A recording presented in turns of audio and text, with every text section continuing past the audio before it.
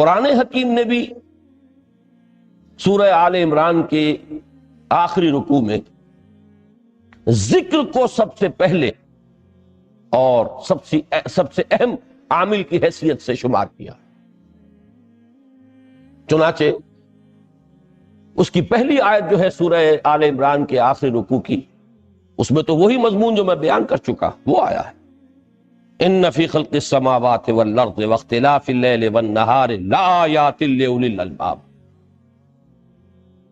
یقیناً آسمانوں اور زمین کی تخلیق میں اور دن اور رات کے الٹ پھیر میں نشانیاں ہیں ہوش مندوں کے لیے. ان کے ذریعے سے انسانی شعور کے اندر وہ معرفت رب اجاگر ہوگی. وہ پہلا مرحلہ اس نے طے کر لیا. وہ ڈورمنٹ معرفت اب ایکٹیویٹ ہو گئی. اب مزید فکر کا مرحلہ ہے جو اگلی آیت میں آیا ہے. الذین یذکرون اللہ قیاما وقعودا وعلی جنوبہم ویتفکرون فی خلق السماوات والارض ربنا ما خلقت ھذا باطلا سبحانک فقنا عذاب النار. یعنی تفکر جو ہے ویتفکرون فی خلق السماوات والارض، وہ تفکر کرتے ہیں، غور و فکر کرتے ہیں آسمان اور زمین کی تخلیق میں، لیکن اس تفکر کے ساتھ لازماً ذکر اور ذکر مدام. ذکر بھی وہ کہ جو مستقل ہو، ہر حالت میں ہو. الذین یذکرون اللہ قیاما وقعودا وعلی جنوبہم،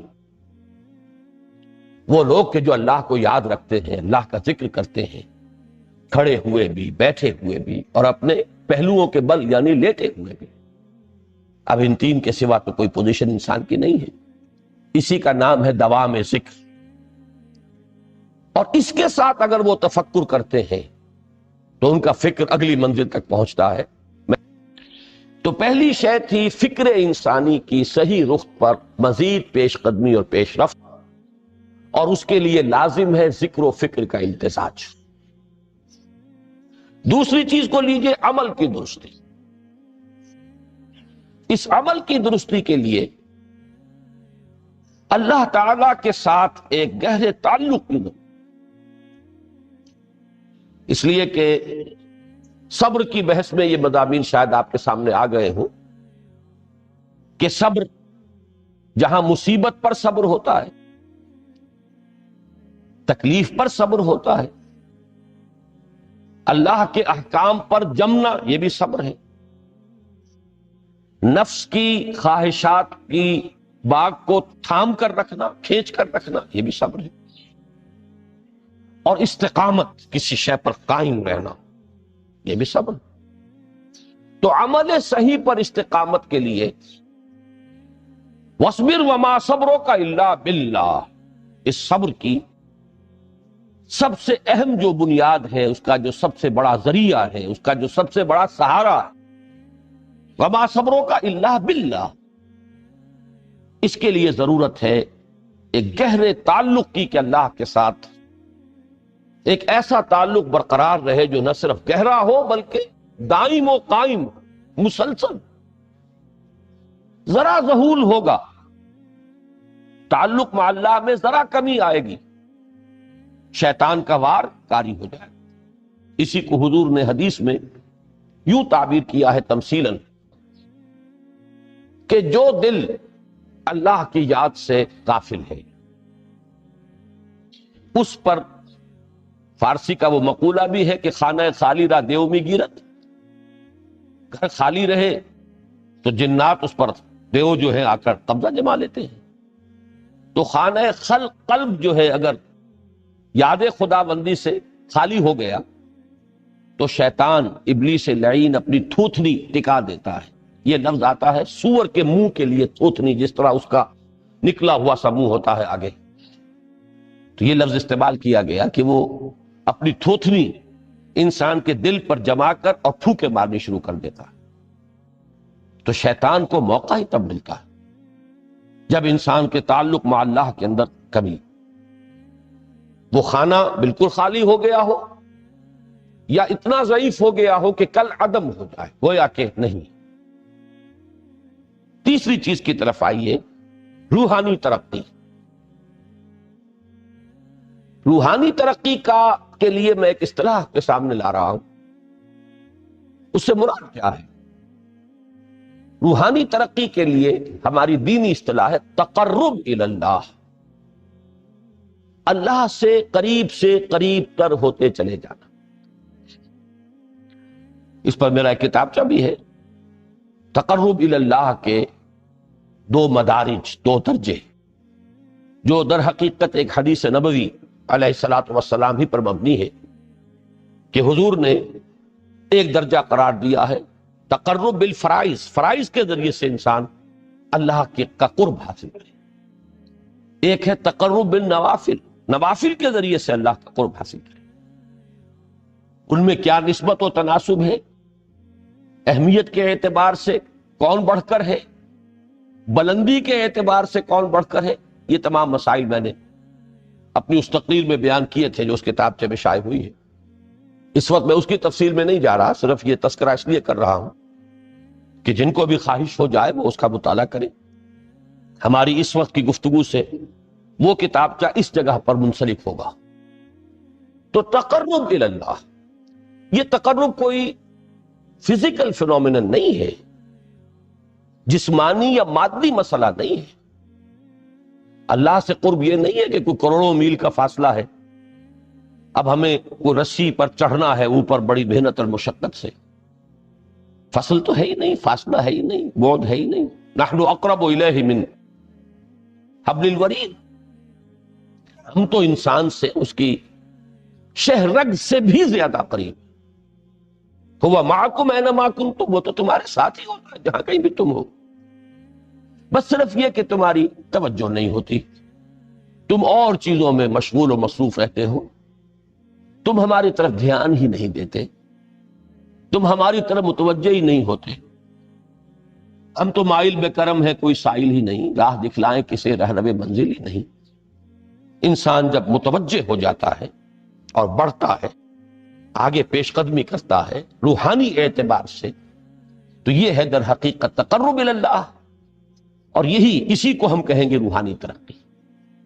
اب ان 3 چیزوں کو اگر آپ نے ذہن میں جما لیا، پھر میری بات کی ترتیب اس کو ذہن میں قائم کیجئے۔ ہم چلے کہاں سے؟ کہ دین کے ساتھ اصل مناسبت فلسفے کی نہیں، حکمت کی۔ نمبر 2، حکمت قرآنی کا پہلا اور اہم ترین اور بنیادی مسئلہ معرفت رب کا حصول ہے۔ اس کا نتیجہ شکر خدا، اس کا ذریعہ آیات آفاقی، آیات انفسی، اور سب سے بڑھ کر آیات قرآنیہ، جو الذکر، جو تذکرہ ہے، جو ذکرہ ہے۔ لیکن اس پہلے مرحلے کو اگر کوئی انسان بفضل ہی تعالی، اللہ کے فضل و کرم سے طے کر لے، اب اس کے سامنے 3 مسئلے، فکر کی مزید پیش رفت، مزید پیش قدمی صحیح رخ پر، اس کے لیے ذکر اور فکر دونوں کا امتزاج لازم۔ فقر قرآن اختلاط ذکر و فکر، الذین یذکرون اللہ قیاما وقعودا وعلی جنوبہم ویتفکرون فی خلق السماوات۔ دوسری شے، عمل کا درست رہنا، نہ افراط و تفریط ہو، عدم توازن ہو، نہ انسان نفس سے مغلوب ہو جائے، نہ انسان جذبات کی رو میں اندھا ہو جائے، نہ انسان ماحول سے مرعوب ہو کر متاثر، صحیح رخ پر اس کا عمل۔ نمبر 3، روحانی ترقی، جو اصل حاصل ہے، جو اصل مقصود ہے۔ نمبر 2 چیز کے لیے تعلق مع اللہ ضروری، نمبر 3 کے لیے تقرب الی اللہ۔ غور کیجئے، ان تینوں چیزوں کا بڑا گہرا تعلق ہے نماز کے ساتھ۔ ان تینوں کے لیے ستون کی حیثیت نماز، لہذا ایمان کے بعد یا معرفت رب کے بعد حکمت دین کا اہم ترین مسئلہ نماز، صلاۃ۔ اس لیے کہ ایک طرف یہ انسان کو اللہ کے ساتھ ایک گہرے تعلق کا ذریعہ فراہم کرتی ہے، اپنے تمام مصروفیات میں سے ان مشغولیتوں میں جن میں گم ہونے کا خدشہ ہوتا، نکلو۔ 24 گھنٹے کے معمولات میں سے کم 5 مرتبہ تو لازماً نکلو، اور اپنے آپ کو ذرا، اپنے حواس کو بھی، اپنی باطنی کیفیات کو بھی ذرا تازہ کرو۔ اگر کوئی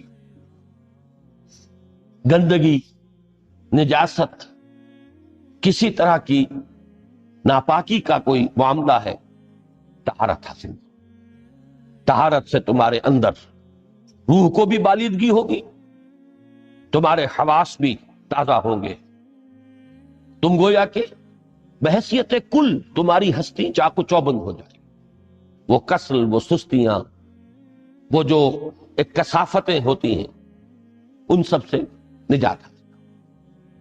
اور اب اپنے رب کے حضور میں کھڑے ہو جاؤ، اس کے ساتھ اپنا عہد بھی تازہ کرو، اس کی اہم صفات کو بھی اپنے ذہن میں پھر مستحضر کرو۔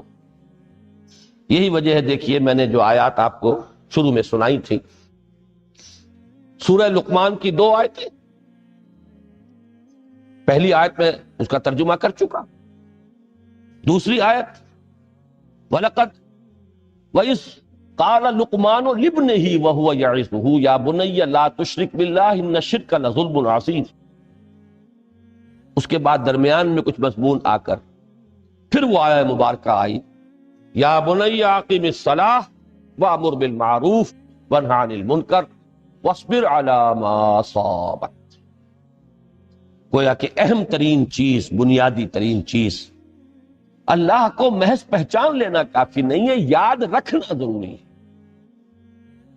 اللہ یاد رہے گا تو فکر صحیح آگے بڑھے، اللہ یاد رہے گا اور اس کے ساتھ ایک گہرا تعلق جو ہے برقرار رہے گا تو عمل درست رہے۔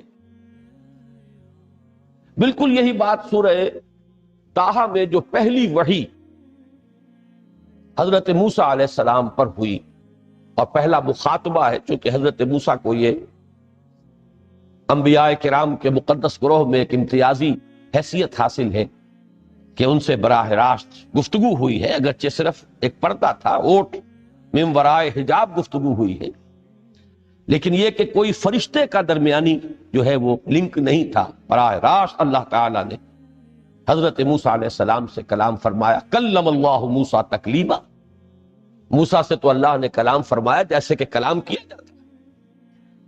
تو پہلا مخاطبہ ہے، یہ پہلا مکالمہ ہے، پہلی وحی کہیے، اسی میں یہ الفاظ بھی موجود ہیں، اننی انا اللہ لا الہ الا انا فاعبدنی واقم الصلاۃ لذکری۔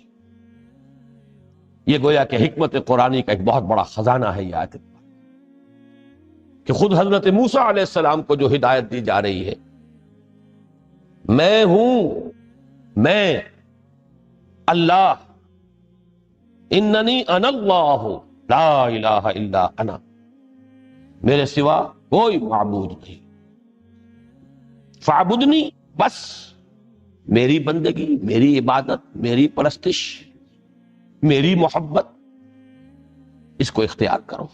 وَأَقِمِ الصَّلَاةَ لِذِكْرِي، اور نماز کو قائم رکھو میری یاد کے۔ بلکہ اسی سلسلہ کلام میں آگے چل کر سورہ طٰہٰ میں آتا ہے، کافی گفت و شنید کے بعد جب حضرت موسیٰ نے کچھ معذرت بھی کی، کچھ دعائیں بھی کی، اللہ نے ایک دعا قبول بھی کی کہ ان کے بھائی کو بھی شریک کر دیا، حضرت ہارون کو بھی۔ اس کے بعد پھر جب فرمایا کہ اب جاؤ فرعون کی طرف، تو اس میں فرمایا وَلَا تَنِيَا فِي ذِكْرِي، اور دیکھنا یہ جو عظیم مشن تمہارے کندھے پر آ گیا ہے، بڑا بھاری اور کٹھن ایک فرض ہے جو تم پر عائد ہو گیا ہے، اس کے لیے سب سے بڑی تمہارے پاس جو قوت کا ذریعہ ہے وہ نماز۔ اقیم فلا تنیا عن ذکری، میری یاد میں کبھی غفلت نہ کرنا، اس میں کبھی کوئی کمی نہ آنے دینا۔ جیسا کہ میں نے عرض کیا تھا کہ جیسے ہی وہ تعلق جو ہے کمزور پڑتا ہے یا منقطع ہو جائے معاذ اللہ، تو پھر انسان گویا کہ شیطان کے لیے ایک لقمہ تر بن جاتا ہے۔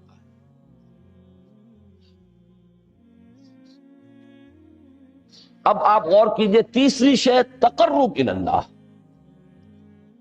اس کے حوالے سے بھی جو فرائض اور نوافل کی بات ہے اس کو اس وقت ذہن سے نکال کر یہ سمجھیے کہ اس میں نماز کا کیا مقام ہے، اس لیے کہ نماز فرض بھی ہے، نماز نفل بھی ہے، وہ تو ان دونوں میں شریک ہو جائے گا۔ اب اس کو لفظ صلاۃ کے حوالے سے آپ ان دونوں چیزوں کو سمجھیے۔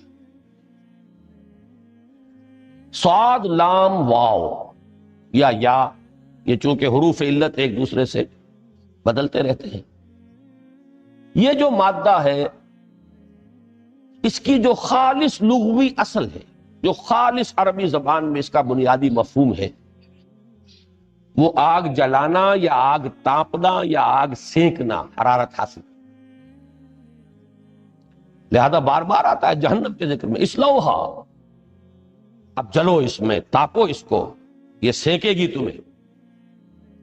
بلکہ تفتلون کا لفظ آیا ہے حضرت موسیٰ کے کلام میں، جب وہ گئے تھے کوہ طور پر، جب پہنچ گئے تو تھے آگ کی تلاش میں، لعلکم تستلون، تو اپنے اہل خانہ سے یہی کہا تھا کہ مجھے کہیں وہ روشنی نظر آ رہی ہے، غالباً کوئی وہاں سے آگ مل سکے گی، ورنہ یہ کہ کوئی رہنمائی کو رستہ مجھے مل سکے گا، میں وہ آگ لے آؤں گا، کوئی چنگاری وہاں سے لے آؤں، لعلکم تستلون، تاکہ تم، اب یہ اصطلاح در حقیقت باب افتعال ہے، اور یہ تے یہاں پر توئے کی شکل اختیار کر گئی، تا نے توبن کی صورت اختیار کی سواد کی وجہ سے۔ بہرحال اس کا سب سے بنیادی مفہوم جو ہے وہ ہے تاپنا، سکائی حاصل کرنا، حرارت۔ اس کے حوالے سے سمجھ لیجئے کہ سب سے بنیادی تعلق اس کا جو ہے وہ روح کے ساتھ۔ روح میں محبت خداوندی کی آگ اگر ٹھنڈی پڑ گئی ہو، اگر محبت خداوندی کی حرارت میں کمی ہو رہی تو اس کو اثر نو، جس کو کہ میں آج سوچ رہا تھا تو ایک لفظ ذہن میں آیا کہ جیسے بیٹری اس کو ریچارج کیا جاتا ہے، اسی طریقے سے روح کے اندر محبت خداوندی کی اس حرارت کو اثر نو تازہ کرنا، یہ ہے در حقیقت نماز کا اصل مقصد۔ اس لیے کہ اس لفظ کا بنیادی مفہوم، اصل لغوی مفہوم تو یہ، اگرچہ اس کا سب سے زیادہ کثرت سے جو استعمال ہوتا ہے، اور لفظ صلاۃ جس سے در حقیقت جس تصور پر مبنی ہے وہ ہے اقدام، کسی کی طرف متوجہ ہونا اور پھر دعا۔ صلاۃ کا سب سے قریبی مفہوم لفظی جب بیان کیا جائے گا، اس سے مراد، اس کے معنی، تو دعا اس میں اہم ترین ہے۔ کسی کی طرف توجہ کرنا، مناجات کرنا، گفتگو کرنا، مخاطبہ، مکالمہ، دعا، یہ در حقیقت صلاۃ کا سب سے بڑا اصطلاحی مفہوم ہے۔ لیکن جو اس کا مادہ ہے، صاد لام واو یا صاد لام یا، اس کا اصل مفہوم جو ہے وہ تاپنا، حرارت حاصل کرنا۔ تو ان دونوں کے حوالے سے عرض کر رہا ہوں، وہ تاپنا اور حرارت حاصل کرنا وہ ہے روح کے اعتبار سے۔ وہ جو کہا اقبال نے کہ بجھی عشق کی آگ اندھیر ہے، مسلمان نہیں راہ کا ڈھیر ہے۔ یہ عشق کی آگ جب بجھ جاتی ہے، در حقیقت یہی تو انسان کی روحانی موت ہے۔ جب یہ نہ رہے تو چاہے منطق میں بہت انسان ماہر ہو، مجھے اقبال کا ایک شعر یاد آیا، تقابل کرتے ہوئے ایک انسان محکوم اور ایک انسان حر، آزاد انسان، ان کی نفسیات میں جو بنیادی فرق علامہ اقبال نے مختلف مواقع پر بیان کیے ہیں۔ محکوم ہے بیگانہ اخلاص و مروت، ہر چند کے منطق کی دلیلوں میں ہے چالاک۔ تو منطق کی دلیلوں میں انسان چالاک ہو جائے اور وہ لغت ہائے حجازی کا وہ ایک خزانہ بن جائے، اسے تمام الفاظ کے معنی یاد ہو، وہ بڑے مسائل فقہ کے اسے ازبر ہو، جزیات، بے انتہا جزیات جو ہیں وہ مستحضر ہوں، فلسفے کے بڑے بڑے مسئلے اس نے حل کر لیے ہوں، لیکن اگر روح میں وہ اللہ کی محبت کی آگ نہیں ہے، وہ تپش نہیں، مجھے عشق کی آگ اندھیر ہے، مسلمان نہیں راہ کا ڈھیر۔ اسی کے حوالے سے آج مجھے یاد آیا تھا کہ وہ جو بڑی سادہ سی ایک نظم ہے اللہ تعالیٰ سے دعا، یا رب دل مسلم کو وہ زندہ تمنا دے، اس میں بھی جو الفاظ آئے ہیں جو روح کو گرما دے اور قلب کو تڑپا دے، یہ ہے اصل جو مقصود ہے نماز کا۔ اور یہی وہ چیز ہے جیسا کہ میں نے عرض کیا تھا کہ نگاہوں سے اوجھل، یہ پہلو سامنے ہے ہی نہیں، دوسرا پہلو سامنے ہے اور وہ بھی میرے نزدیک بہت اہم ہے، بہت بنیادی ہے، اس میں کوئی شک نہیں، لیکن یہ ہے بلند ترین منزل کہ تقرب الی اللہ، اس کے لیے در حقیقت یہ کس لیے درکار ہے؟ روح کے اندر عشق کی حرارت اور گرمی تازہ۔ بسا اوقات یہ اندر دب جاتی ہے، جیسے انگارہ ہوتا ہے آگ کا، اس کے اوپر خاک اور راکھ آ جاتی ہے، اندر کچھ ہوتی ہے، آگ دبی ہوئی سمجھ، آگ بجھی ہوئی نہ جان، اس دبی ہوئی آگ کو پھر ایک شعلہ بنانا، پھر اس کے اندر ایک حیات تازہ پیدا کرنا، یہ ہے نماز کا اہم ترین اور بلند ترین مقصد۔ لیکن اس کے ساتھ ہی اس نماز میں ذکر ہونا، اس کا یہ ذکر ہے، اور ذکر کی جب میں فہرست بیان کیا کرتا ہوں بہت سے حضرات کے سامنے ہوگا کہ ذکر کا در حقیقت مفہوم ہے استحضار اللہ فی القلب۔ ہمارے ہاں غلطی سے جو ذرائع ذکر ہے انہیں ذکر قرار دے دیا گیا۔ نماز ذکر نہیں ہے، نماز ذکر کا ذریعہ ہے۔ اقیم الصلاۃ لذکری، نماز قائم کرو میرے ذکر کے لیے۔ یہ اللہ اللہ کہنا یا ادعیہ معصورہ جو حضور صلی اللہ علیہ وسلم کی مسنون دعائیں ہیں، انہیں اپنے تمام معمولات دنیاوی کے ساتھ ساتھ ان دعاؤں کو بھی انسان پڑھتا رہے، اللہ سے دعا کرتا رہے، یہ تمام ذرائع ذکر ہیں۔ سبحان اللہ سبحان اللہ الحمدللہ الحمدللہ، اس کا آپ ورد کیجئے، یہ بھی ذریعہ ذکر ہے۔ حقیقت میں ذکر ہے استحضار اللہ فی القلب، اللہ کو دل میں لے آنا، اللہ کو دل میں حاضر کر لینا، اصل میں تو ترجمہ ہوگا، لیکن حاضر جاننا، یہ کیفیت جو ہے انسان کو حاصل ہو جائے۔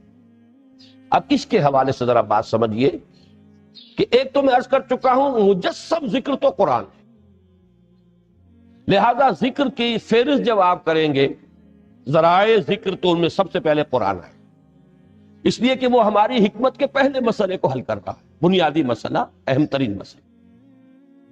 دوسرے نمبر پر ذکر جو ہے، اب اس کے لیے کچھ اصطلاحات جو میرے مختلف دروس میں شاید آپ کے سامنے بعد میں آئیں یا پہلی آ چکی ہوں، ان کے حوالے سے میری بات سمجھیں۔ ایک ذکر غیابی ہے، تھرڈ پرسن میں، صیغہ غائب میں اللہ کی یاد، اللہ اکبر اللہ اکبر اللہ اکبر۔ ابھی اللہ اکبر جو ہے یہ جملہ ہے اسمیہ خبریہ ہے، ایک حقیقت کی تکرار آپ کر رہے ہیں، اللہ سب سے بڑا ہے، اللہ سب سے بڑا ہے، سبحان اللہ سبحان اللہ سبحان اللہ۔ یہ در حقیقت ذکر غیابی ہے کہ آپ اس میں مخاطب نہیں ہے اللہ سے، ایک ذکر خطابی کہیں یا ذکر حضوری کہیں، جس میں مکالمہ، جس میں گفتگو ہوتی ہے۔ تو نماز در حقیقت ذکر حضوری اور ذکر خطابی کی بلند ترین شکل، اس لیے میں نے عرض کیا تھا کہ نماز کے لفظ یا صلاۃ کے لفظ، یہ اصطلاحی معنی جو اکثر و بیشتر کیے جاتے ہیں وہ ہے دعا، اور دعا میں ہوتا کیا ہے؟ مکالمہ ہے، مخاطب، اے اللہ، اے میرے رب، اے پروردگار۔ پھر یہ کہ اس میں اقدام اور کسی کی طرف متوجہ ہونا، یہی وجہ ہے کہ افتتاح صلاۃ، نماز کو شروع کرنے کے لیے، ایک تو وہ الفاظ جو قرآن مجید میں آئے ہیں، انی وجہت وجہی للذی فطر السماوات والارض حنیفا وما انا من المشرکین، یہ ہے توجہ کا ارتکاز، بشرطے کہ یہ صرف الفاظ ہی نہ نکل رہے ہوں، واقعتاً یہ تعبیر ہو اس وقت کی انسان کی نفسیاتی کیفیت کی، کہ شعوری طور پر وہ فیصلہ کرتا ہے کہ میں منقطع ہو رہا ہوں، ہر چہار طرف سے اپنی توجہ کو ہٹا کر، ہر مسئلے سے اپنے آپ کو خالی و ذہن کر کے یعنی ظاہری اور باطنی دونوں اعتبار سے میں اپنی توجہ کا ارتکاز کر رہا ہوں اس ذات کی طرف جس نے آسمانوں اور زمین کو پیدا کیا اور بالکل یکسو ہو کر رہا. انی وجہت وجہی للذی فطر السماوات والارض حنیفا وما انا من المشرکین. اور دوسری وہ جو دعا جس سے ہم افتتاح کرتے ہیں اپنی نماز کا، دیکھیں اس میں خطاب کا کس قدر اہتمام. وہاں سبحان اللہ نہیں ہے، سبحانک اللہم، پاک ہے تو اے رب ہمارے، وبحمدک وتبارک اسمک وتعالی جدک. ہم غور کر رہے ہیں، یہ ہے خاطب، براہ راست مخاطب ہونا. تو سب سے پہلی بات تو یہ ہوئی کہ ذکر کی ایک شکل ہے ذکر غیابی، دوسری ذکر حضوری، اور ذکر حضوری یا ذکر خطابی کی بلند ترین منزل، بلند ترین اس کا ذریعہ نماز. اس کو ایک پہلو سے اور سمجھ لیجئے. سورہ فاتحہ جب پھر ہم پڑھتے ہیں جسے الصلاۃ کہا گیا ہے، جو لب لباب ہے، خلاصہ ہے، اس میں پھر تدریجاً غیاب سے حضور کی طرف پیش قدمی ہوتی. الحمدللہ رب العالمین الرحمن الرحیم مالک یوم الدین، یہ ذکر غیابی ہے، اس میں ابھی خطاب نہیں آیا. یہ وہی جملہ اسمیہ ہے. کل تعریف اس اللہ کے لیے ہے جو تمام جہانوں کا پروردگار ہے، مالک ہے، جو رحمان ہے، رحیم ہے، جزا و سزا کے دن کا مختار و مالک ہے. اب یہ غیاب سے حضور کی طرف، ایاک نعبد و ایاک نستعین اہدنا الصراط، یہ ہے وہ. اب پہلے ایک معاہدہ ہے، ایک اقرار ہے، اعتراف ہے، وعدہ ہے، اور پھر دعا ہے، استدعا ہے.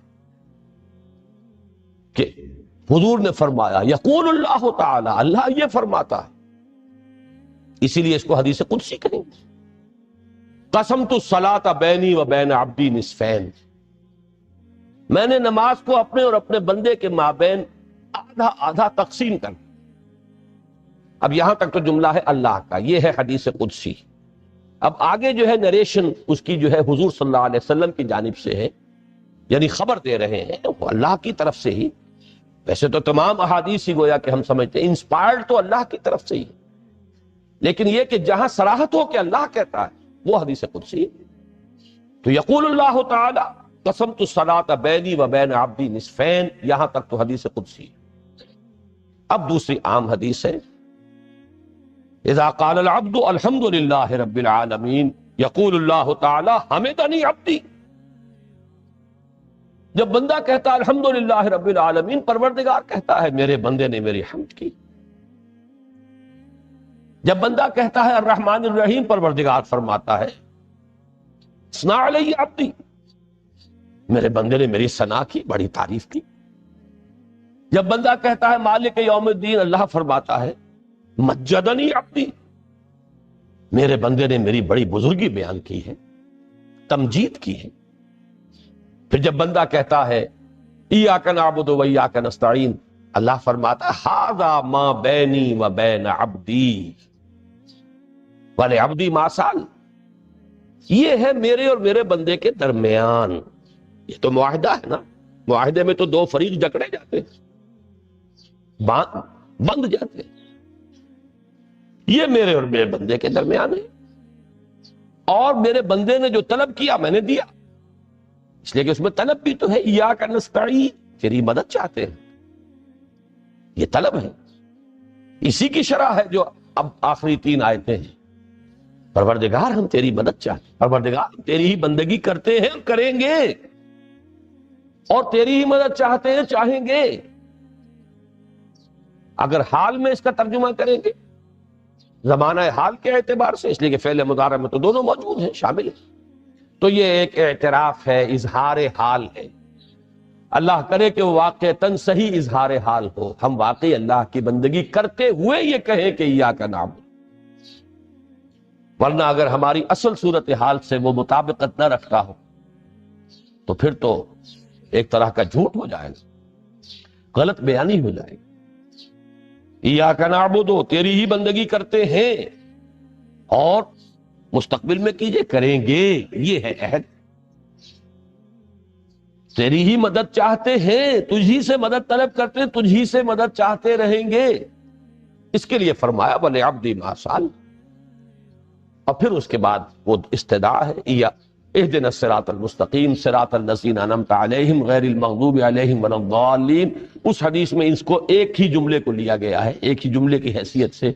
जब बंदा ये कहता है तो अल्लाह फरमाता है हाज़ा ले अब्दी वले अब्दी मा साल, ये खालिस मेरे बंदे के लिए है। इस बंदे ने एक दरखास्त पेश की है, मैंने ग्रांट की, वो एप्लीकेशन, वो रिक्वेस्ट ग्रांटेड, हमने दे दी। वले अब्दी मा साल, ये है इसकी तासीर का आला,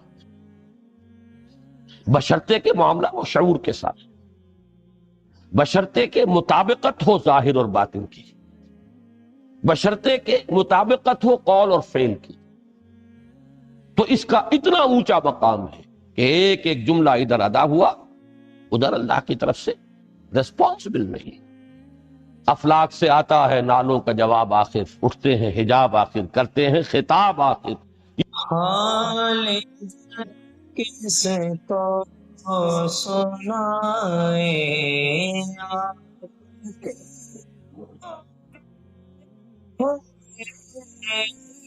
हाल किसे को सुनाए आपके, होते हो